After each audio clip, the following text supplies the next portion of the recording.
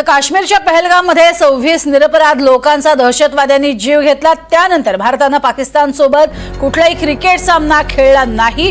मात्र आता सगळं विसरून अबुधाबीमध्ये भारत पाकिस्तान सामना होतोय असं म्हणत संजय राऊतांनी सरकारवर जोरदार टीका केली आहे। सरकारच्या या भूमिकेचा विरोध करत मविया महिला आघाडी 14 तारखेला माझं कुंकू माझा देश हे अभियान राबवणार आहे।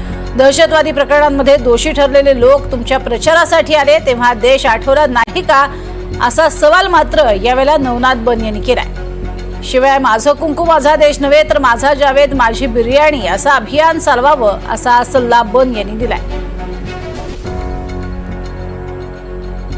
सवाल भारतीय जनता पक्षाला, सरकार सोडून द्या, भारतीय जनता पक्ष, राष्ट्रीय स्वयंसेवक संघ, बजरंग दल, विश्व हिंदू परिषद जे भारतीय जनता पक्षाचे प्रचारक आहेत त्यांची भारत पाक क्रिकेट सामन्याविषयी काय भूमिका आहे हे त्यांनी स्पष्ट केलं पाहिजे।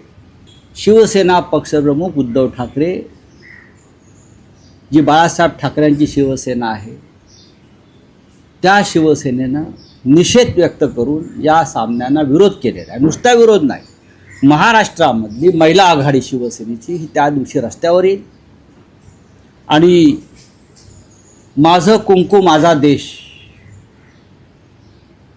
हा विषय सिंदूरचा आहे, सिंदूरच्या सन्मानाचा आहे। माझं कुंकू माझा देश अशा प्रकारचं अभियान, अशा प्रकारचं आंदोलन त्या दिवशी केलं जाईल।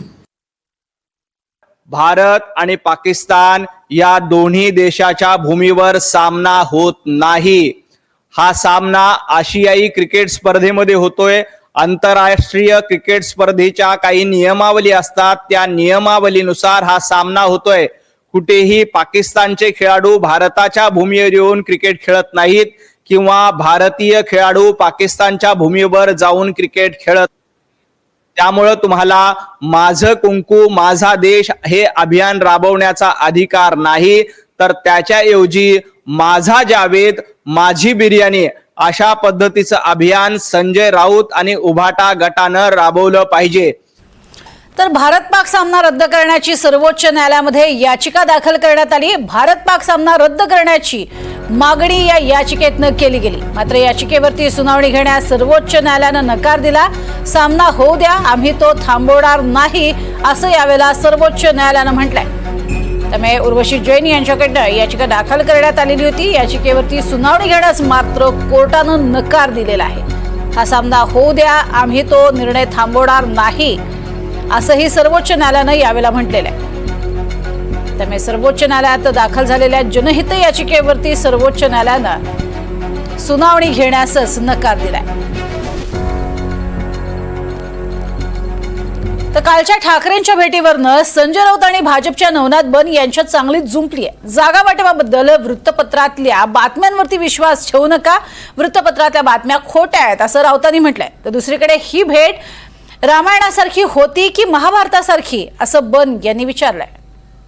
दोन ठाकरे बंधू आमचे प्रमुख म्हणजे उद्धवचे राज्य एकत्र असतील म्हणून ते राजकीय कसं काय म्हणता? बंधू आहेत ना, बंधू आहेत ते, आणि मी मित्र आहे, मी मित्र आहे। आज शिवसेनेची पण आहे बघा। पदाधिकाऱ्यांची बैठक ही सतत चालणारी प्रक्रिया आहे राजकारणामध्ये। तुम्ही राजकारण म्हणताय ना, मग ही सतत चालणारी प्रक्रिया। निवडणूक आलेल्या आहेत, महानगरपालिकेच्या, जिल्हा परिषदेच्या बैठका घ्याव्या का? त्यांना काय माहिती आहे कोण होतं आतमध्ये? मी होतो, मला माहिती आहे। उद्धवजी होते, राजसाहेब होते, काय माहिती आहे त्यांना आतमध्ये काय चर्चा झाली, आतमध्ये काय झालं काय माहिती आहे कोणाला? वृत्तपत्रात आलेल्या सगळ्या बातम्या खोट्या आहेत। ही ठाकरे बंधूंची भेट ही कौटुंबिक होती।